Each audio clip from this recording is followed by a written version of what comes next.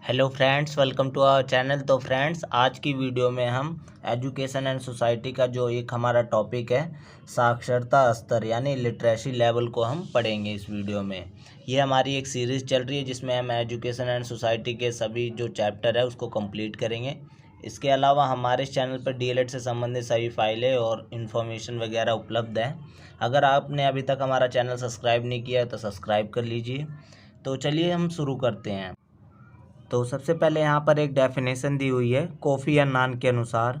उन्होंने कहा है कि साक्षरता दुख से आशा या सुख की ओर एक पुल है। इन्होंने बताया है कि जो साक्षरता, अगर कोई व्यक्ति पढ़ लिख जाता है तो अगर वो दुख भरी ज़िंदगी भी व्यतीत कर रहा होगा तो उसे सुख की प्राप्ति होनी शुरू हो जाएगी। ये इसलिए कहा गया है क्योंकि जब व्यक्ति एजुकेटेड हो जाता है तो उससे क्या होता है, वो अर्निंग भी करना शुरू कर सकता है, कहीं पे भी जॉब कर सकता है। तो इससे क्या होगा, उसे सुख की प्राप्ति होगी।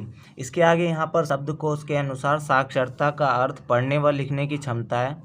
साक्षरता आर्थिक विकास का सूचक है। जनगणना के उद्देश्य से 7 वर्ष या उससे ऊपर का व्यक्ति जो भी किसी भी भाषा को पढ़ या लिख सकता है उसे भारत में एक साक्षर के रूप में माना जाता है। तो यहाँ पर इन्होंने एक परिभाषा दी थी जिसमें उन्होंने बताया था कि कोई भी व्यक्ति जो 7 वर्ष की आयु या उससे अधिक का है, अगर वो कोई भी भाषा पढ़ या लिख सकता है तो वो इंडिया में साक्षर के रूप में माना जाएगा।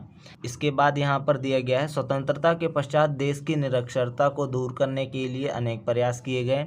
1986 की राष्ट्रीय नीति को 1992 में अद्यतन किया गया। अद्यतन मतलब उसमें परिवर्तन किया गया। जब 1986 में राष्ट्रीय नीति आई थी, एजुकेशन पॉलिसी आई थी, तो उसमें कुछ कमियां थी जिसको दूर करने के लिए 1992 में उसमें परिवर्तन किया गया था। ठीक है। इसके बाद अभी 2020 में न्यू एजुकेशन पॉलिसी भी आई है, तो आप इस बात को याद रखेंगे।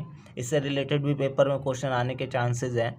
इसके आगे देखते हैं, जिसके अंतर्गत इसे और भी अधिक जनमुखी और व्यवहारपरक बनाने का प्रयास किया गया ताकि ज़्यादा से ज़्यादा लोगों को शिक्षित किया जा सके और उन्हें विकास के पथ पर आगे ले जाया जा सके।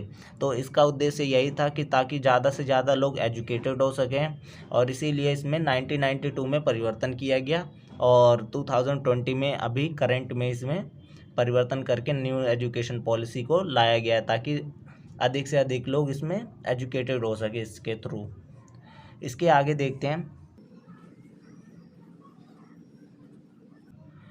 इन प्रयासों से काफ़ी लाभ भी प्राप्त हुआ है और एक ऐसे बड़े वर्ग को साक्षर बनाने में, शिक्षा की प्रक्रिया को जोड़ने में सफलता मिली है जो अब तक उससे वंचित था, लेकिन संपूर्ण साक्षरता का लक्ष्य निरंतर दूरी बना रहा है। तो यहाँ पर ये बताया गया है कि इसको इसीलिए बनाया गया था ताकि लोगों को एजुकेटेड किया जा सके और उन्हें जो है विकास वगैरह उनका किया जा सके।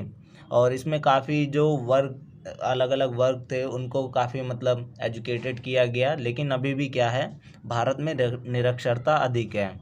आज भी देश की 25 करोड़ की आबादी शिक्षा के आलोक से वंचित है। तो यहाँ पर ये बताया गया है कि आज भी इंडिया में जो 25 करोड़ लोग हैं वो अनएजुकेटेड हैं। इनमें से अधिकांश वो लोग हैं जो निर्धन व साधारणहीन हैं। ठीक है। इसके बाद नीचे एक डाटा दिया गया है जिसमें बताया गया है कि इंडिया में कितने % लोग एजुकेटेड हैं, और ये जो जनगणना होगी ये 2011 की है, उसके अकॉर्डिंग यहाँ पर मेंशन किया गया है। तो आप इनको भी पढ़ लेंगे तो और अच्छी बात है। और ये तालिका वगैरह बनाने के लिए आती नहीं है, लेकिन इससे रिलेटेड अगर आपको जानकारी होगी तो और अच्छे से आप एक्सप्लेन कर सकते हैं पेपर में। इसके बाद यहाँ पर दिया हुआ है, सन 2011 की जनगणना के अनुसार देश में साक्षरता के प्रतिशत में भारी वृद्धि हुई है।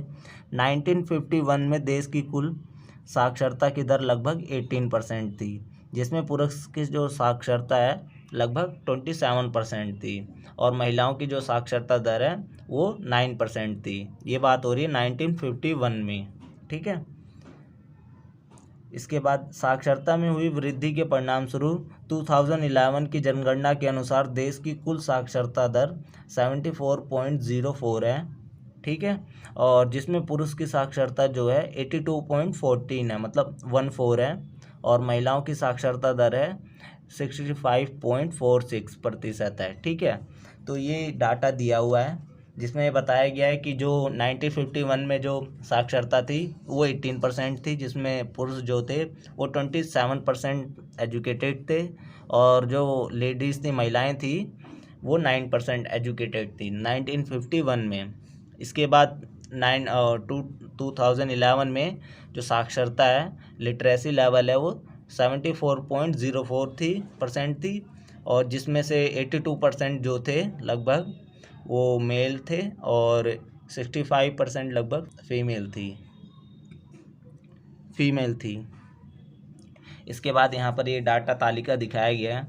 इसमें मेंशन किया गया है कि 1951 में कितनी साक्षरता थी, उसके बाद 10 ईयर में जो जनगणना होती है उसको यहाँ पर मेंशन किया गया है, तो आप इसे देख लेंगे और इसकी PDF मैं आपको शेयर कर दूँगा। इसके आगे देखते हैं हम। यहाँ पर भी एक तालिका दी हुई है जिसमें राज्य जो डिफरेंट स्टेजेस हैं इंडिया के, उनकी लिटरेसी लेवल को प्रेजेंट किया गया है, तो आप इसे पढ़ लेंगे और मैं इसकी PDF भी आपको शेयर कर दूंगा। इसके अलावा आगे देखते हैं।